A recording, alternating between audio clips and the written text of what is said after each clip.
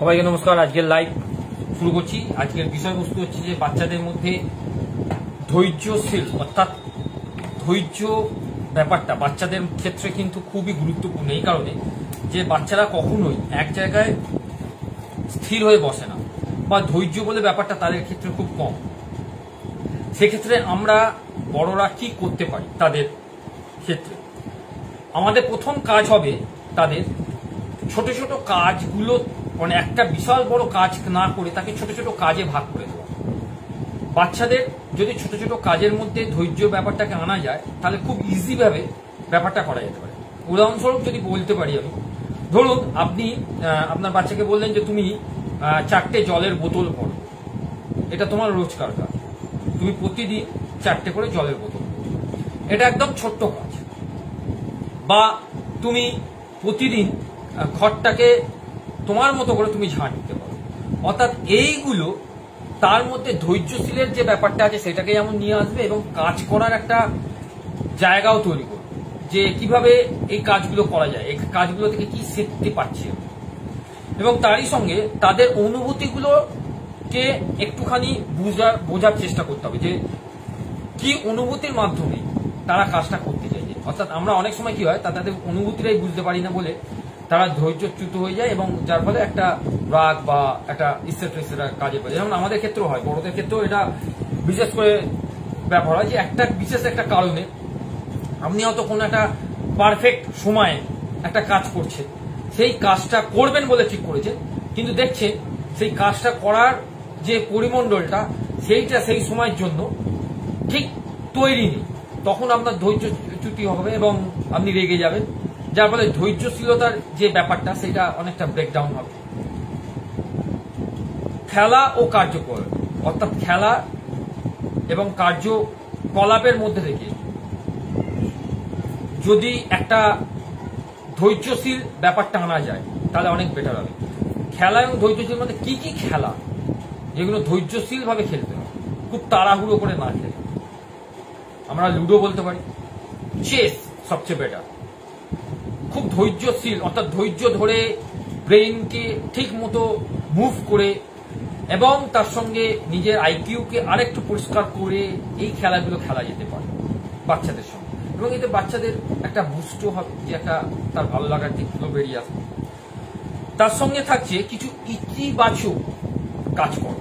ইতিবাচক কাজকর্ম বলতে ইতিবাচক পরিবেশের মধ্যে ধৈর্যশীলতা অনেক বেশি কাজ করে।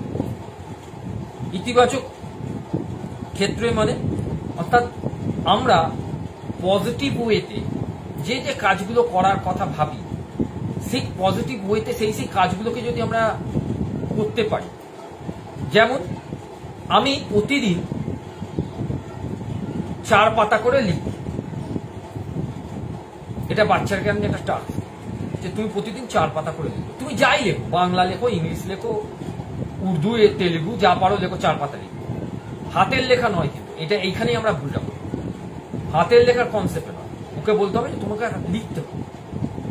বা তুমি খবরের কাগজের এই পাতাটা ভালোভাবে ধীরে সুস্থে তুমি পড়ো, তাড়াহুড়ো করবে না, তুমি তোমার মতো করে পড়ে জিনিসটাকে বোঝার চেষ্টা করো। এই যে ধৈর্যশীলতা, এটা খুব স্লোলি আসতে শুরু করবে। এবং এর আর একটা প্রধান কাজ হবে, বা এটাকে আরো ভালোভাবে বাচ্চাদের মধ্যে আনতে গেলে আপনাকে ধ্যানে বাচ্চাদেরকে ইমপ্লিমেন্ট করতে হবে। ধ্যান, অ্যাফার্মেশন, যারা যে এইভাবে বসে যে ধ্যান করছে, চুপচাপ বসে আছে একটা জায়গায়, চুপচাপ বসে থাকবে জাস্ট 10 মিনিট, দেখবেন আপনিও বসতে পারছেন না, আপনার বাচ্চাও বসতে পারছে না। সেখানে কিন্তু অনেকটাই সমস্যা তৈরি হবে, যে সমস্যাগুলো তাকে পরবর্তীকালে আর হয়তো ধৈর্যশীলের সেই জায়গায় নিয়ে যাবে না। যদি প্রথম থেকে আপনারা তাকে মেডিটেশন বলুন, ধ্যান বলুন, এইগুলোতে আনতে পারেন, তাহলে কিন্তু অনেক বেটার হবে, অনেকটাই বেটার। যেমন ধরুন আমি এই যে লাইভ করছি, আমার হয়তো এই জুলাই 15 তারিখ হলে মোটামুটি 90 দিন হতে চলবে। আমি অ্যাট এ টাইম একই সময় একই রকম ভাবে বসে ধৈর্য নিয়ে কন্টিনিউ, মধ্যখানে একটা দিন আমি ব্রেক দিয়েছি, কাজটা করে যাচ্ছি। অর্থাৎ এখানে আমার একাগ্রতার একটা ব্যাপারও যেমন থাকছে, ধৈর্যশীলের ব্যাপারটাও একটা থাকছে, যেখানে বিবেকানন্দ বইতেও বারবার বলে যে ধৈর্য নিয়ে তুমি কাজটা করো। এবং তারই সঙ্গে থাকছে মা বাবা আগে কি ধরনের ধৈর্যশীলের কাজ করছে সেটা তারা কিন্তু ফলো আপ করে। এবং ধৈর্যশীল কাজগুলো করার সঙ্গে সঙ্গে আপনি বাচ্চাটাকে একটা ছোটখাটো পুরস্কার দিন, একটা চকলেট দিতে পারেন, ছোট একটা রবার কিনেও দিতে পারেন। বলবেন যে অনেক রবার হয়ে যাবে, তাতে কি, একটা পেন্সিল কিনেও যেতে পারে। অর্থাৎ আমরা যদি ধৈর্যশীলের এই জায়গাগুলোকে যদি ফলো আপ করি তাহলে কিন্তু বাচ্চাটা আলটিমেটলি ভাবে একটা গ্রোথ পাবে। মাথায় রাখতে হবে যে ধৈর্যশীল এই জিনিসটা কিন্তু খুব মারাত্মক একটা গুরুত্বপূর্ণ অধ্যায় আমাদের জীবনে। যার ধৈর্য আছে, যে জানে যে একটা কাজকে যদি ধৈর্য নিয়ে করা যায় তাহলে সাকসেস হবে, ঠিক তেমনি বাচ্চাদেরকে যদি ধৈর্য নিয়ে আমরা মানুষ করি তাহলে সেই বাচ্চাটা সাকসেস হবে। তা আমরা অনেক সময় তাড়াহুড়ো করে ফেলি। তাড়াহুড়ো মানে এই যে এই কোচিনে পড়তে দিলাম, ভালো রেজাল্ট করছে না, কোচিং থেকে ছাড়িয়ে নিয়ে অন্য কোচিনে দিলাম, ওখানে গেলে ভালো রেজাল্ট, আবার ওই কোচিং থেকে ছাড়িয়ে ভালো রেজাল্ট হচ্ছে না, আবার ওই কোচিং থেকে ছাড়িয়ে অন্য রেজাল্ট। আবার দেখা গেল যে টপ অফ দ্য টপ, যে খুব ভালো পড়াচ্ছে, ওখানে আমার মেয়েকে দিতেই হবে বা ছেলেকে দিতে হবে, তাহলে আমার মেয়ে ভালো ছেলে ভালো রেজাল্ট করবে, আপনি দিয়ে দিন। আপনি বোঝারই চেষ্টা করছেন না যে বাচ্চাটা কি চাইছে, ধৈর্যশীল এর কোন জায়গাটা সে তার প্রবলেম হচ্ছে। হয়তো তার ভেতরে কোনো একটা জায়গা তার প্রবলেম হচ্ছে, আমরা অ্যাকচুয়ালি সেই জায়গাটাকে বোঝার চেষ্টা করছি। আমরা যদি অ্যাকচুয়ালি সেই জায়গাটা বোঝার চেষ্টা করি তাহলে ব্যাপারটা খুব ইজি হয়ে যাবে, ইজি হয়ে যাবে। আমি যদি পুরো ব্যাপারটাকে এক কথায় নিয়ে আসি এবং এক কথায় এনে বাচ্চাদের মধ্যে ধৈর্যশীলের মনোভাব কিভাবে গড়ে তুলবে তার পয়েন্ট আউট গুলো হলো, 1 নম্বর, ছোট ছোট কাজ করতে দেওয়া, একদম ছোট ছোট। 2 নম্বর, তাদের অনুভূতিগুলোকে বোঝার চেষ্টা করতে হবে, কি অনুভূতি দিয়ে তারা কাজটা করার চেষ্টা করছে। 3 নম্বর, খেলা ও কার্যকলাপের মধ্যে থেকে তাদেরকে ধৈর্যশীল রাখতে হবে। খেলা বলতে চেস বা লুডো, যেগুলো অনেকটা ধৈর্য নিয়ে খেলতে হবে, ব্যবসায়ী এই ধরনের খেলা, আউটডোর গেম নয়, ইনডোর গেম। 4 নম্বর হচ্ছে উদাহরণ অনুযায়ী তাদেরকে বিভিন্ন রকম মনীষী বা বিভিন্ন রকম মানুষের কথা বলতে হবে এবং অবভিয়াসলি সেই সব মানুষদের জীবনী সম্বন্ধে পড়তে হবে। অবশ্যই মা বাবাদের এগুলো দায়িত্ব নিয়ে কাজ করতে হবে। 5 নম্বরে আমরা আসতে পারি যে ইতিবাচক জায়গাটাকে তৈরি করতে হবে, একটা ইতিবাচক দিক তাদের যেন উঠে আসে। 7 নম্বরে আমরা ধৈর্যশীল অনুশীলন করতে হবে, যেখানে মেডিটেশন থাকছে, বিভিন্ন রকম অ্যাক্টিভিটিস থাকছে, বিভিন্ন রকম অ্যাফার্মেশন থাকছে। এবং লাস্ট নট দ্য লিস্ট, পুরস্কার দেওয়া, অর্থাৎ পুরস্কার দিতে হবে বাচ্চাদের, ছোট ছোট পুরস্কার দেওয়া, তাহলে তাদের মধ্যে একটা ধৈর্যের আস্তে আস্তে বিল্ড আপ হবে এবং ধৈর্যটা আসবে। আমরা এই জায়গা থেকে যদি বলতে চাই যে ধৈর্যশীলতার ব্যাপারটা স্কুল কিভাবে ফলো আপ করে, স্কুল এইগুলোকে ফলো আপ চাইলেই করতে পারে, কিন্তু স্কুল এইগুলোকে ফলো আপ করছে না বা করবে না, কারণ আগামী দিনেও এইগুলো হবে না। অর্থাৎ সরকারি স্কুলে এই ধরনের জিনিসগুলো হবে না, কারণ হতে গেলে টিচারদেরকে অনেক কিছু স্যাক্রিফাই করতে হবে। অনেক টিচার আছে, হয়তো 100 জন টিচারের মধ্যে 10 জন আছে তারা স্যাক্রিফাই করতে চায়, 90 জন করতে চায় না।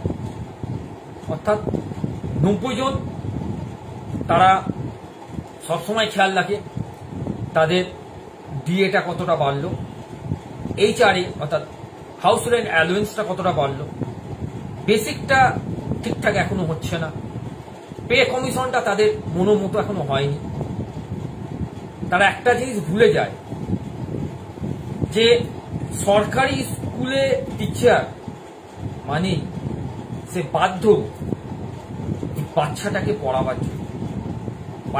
পড়াবার জন্যই তার কিন্তু চাকরিটা হচ্ছে। আর এই জিনিসটাই আমরা ভুলে যাই, নিজেদের মধ্যে মারপিট, দাঙ্গাঙ্গামা, ইগো, পড়াবো না, স্কুলে এলাম, নিজের মতো করে বসলাম, ব্যাগ নিলাম, আমার চলে গেলাম, ও সময় কেটে যাচ্ছে, খুব ভালো কথা, তাতে কিচ্ছু যায় আসে না, যায়ও আসবে। যদি আমার এই কথাটা কোনো একটা জায়গায় পৌঁছায় এবং সরকারি মাধ্যম থেকে কোনো একটা জায়গায় পৌঁছায়, তাহলে রাজ্য সরকারকে, এডুকেশন ডিপার্টমেন্টকে আগে একটা ল করা উচিত যে প্রত্যেকটা সরকারি স্কুলের টিচারকে তার বাড়িতে যদি বাচ্চা থাকে তাকে সরকারি স্কুলেই পড়াতে হবে। খুব ভালো হয় সে তার নিজের স্কুলে পড়ালে, আগে সে নিজের স্কুল থেকে পড়িয়ে তারপর আবার একটা সরকারি স্কুলে দেবে। দেখবেন সব পরিবেশটাই চেঞ্জ হয়ে গেছে, তখন সে আর ফাঁকি দেবে না, কারণ তার নিজের ছেলেমেয়ের ব্যাপার তো জানি নিজের ছেলেমেয়েরা ফাঁকিতে পড়ে যাবে, তাই তো ফাঁকি দেওয়ার জায়গাটা থাকে। কারণ নিজের ছেলে মেয়েদের তারা ইংলিশ মিডিয়ামে পড়িয়ে হায়ার সোসাইটিতে হায়ার জায়গায় ইমপ্লিমেন্ট করছে, আর বাকি যাদেরকে পড়াচ্ছে ও আসছে যাচ্ছে গিয়ে ও ওদের আগেই। ম্যাক্সিমাম সরকারি স্কুল টিচারদের একটাই কথা যে এদেরকে পড়িয়ে হবে না, গার্জেনরা সচেতন নয়। কি বলছেন, গার্জেনদের সঙ্গে বুকে বুকে মুখ ব্যথা হয়ে যায়, গার্জেনরাই তো সচেতন, গার্জেনরা কিছু বোঝে না, তারা তাদের বিলিফ সিস্টেমের মধ্যে থেকে বলে দিল গার্জেনরা কিছু বোঝে। আমরা গার্জেনকে বোঝাচ্ছি কোথায়? তারাও মানুষ, আমরাও মানুষ, বুঝবে না কেন? আমরা আমাদের 100% তো দিচ্ছি না, তাই বুঝছেন না? আমরা যদি 1 by 1 প্রত্যেকটা গার্জেনকে ধরে ধরে বোঝাবার চেষ্টা করি, এবং এটা আমাদের ডিউটি যে আমাদের প্রত্যেকটা গার্জেনকে বোঝাতে হবে ইন ফিউচার বাচ্চাদের জন্য, তাই জন্য বাচ্চারা এরকম হচ্ছে। পরবর্তীকালে সেই বাচ্চারাই যে কোনো টিচারের কলার চেপে ধরলে বা রাস্তায় বেরোলে তাকে অপমান করলে কিছুই যায় আসবে না, কারণ সে অপমানেরই যোগ্য। কারণ সে তার সার্ভিস লাইফে পড়াশোনার জন্য যে চাকরিটা পেয়েছিল সেটাকে বাদ দিয়ে বাকি আনুষঙ্গিক কাজ করে সে বেরিয়েছে। অতএব অবভিয়াসলি সেই জায়গাটাতে সমস্যা তৈরি হবে। আর যারা ভালো করে পড়াবে, যারা ভালো করে এই প্রফেশনালে বাচ্চাদের তৈরি করবে, তাদেরকে তারা সম্মান করবে, যতই তারা অ্যান্টি সোশ্যাল হোক না কেন পরবর্তীকালে, যতই তারা সমাজে যে ধরনের কাজ করুক না কেন, সেই ধরনের মানুষরা তাদের সেই শিক্ষকদেরকে সেই চোখেই দেখবে যে হ্যাঁ এই মানুষটার মধ্যে কোনো খুঁত নেই, এই মানুষটা নিখুঁত, এই মানুষটা আমাদের জন্য পড়েছে, খেটেছে। আর তারাই বুঝে যাবে যে এই মানুষগুলো খাটেনি, এরা শুধু এসেছে, টাকা নিয়েছে, পালিয়ে গেছে, ঝামেলা লাগবে। যাই হোক, কালকের বিষয়টা থাকবে আমরা বাচ্চাদেরকে 2.5 বছর 3 বছরে স্কুলে পাঠিয়ে, সেটা কি একদমই দরকার? খুব দরকার যে বাচ্চাদেরকে 2.5 বছর 3 বছর 3.5 বছর বাচ্চাদেরকে স্কুলে পাঠিয়ে দিচ্ছি। কেন পাঠাবো? তাদের ব্রেন ডেভেলপমেন্টটা কি আদৌ হচ্ছে? ওইখানে প্লে স্কুলে পাঠিয়ে দেন, মানে ওই প্লে স্কুল আর কি পাঠিয়ে দিন। অ্যাভারেজ কি বলছে, সাইকোলজি কি বলছে, কালকে এই বিষয়টা। আজকে লাইভ শেষ করার আগে যেটা করে থাকি যে আজকে সারাটা দিন আমার যা কেটেছে, ভালোই কাটুক বা খারাপই কাটুক, খারাপের দিক থেকে যদি কেটে থাকে এর জন্য আমি দায়ী, আমার জন্যই খারাপ হয়েছে, তার জন্য আমি সরি চাইছি ইউনিভার্সের কাছে।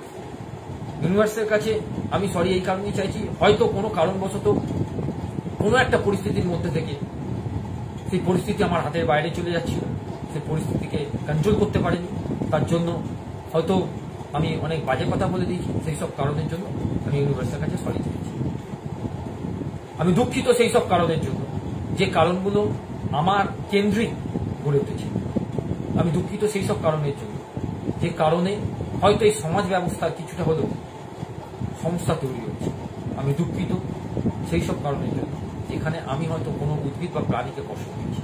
সেই সকল দুঃখের কারণগুলো আমি ইউনিভার্সের কাছে জানাচ্ছি এবং দুঃখ প্রকাশ করছি।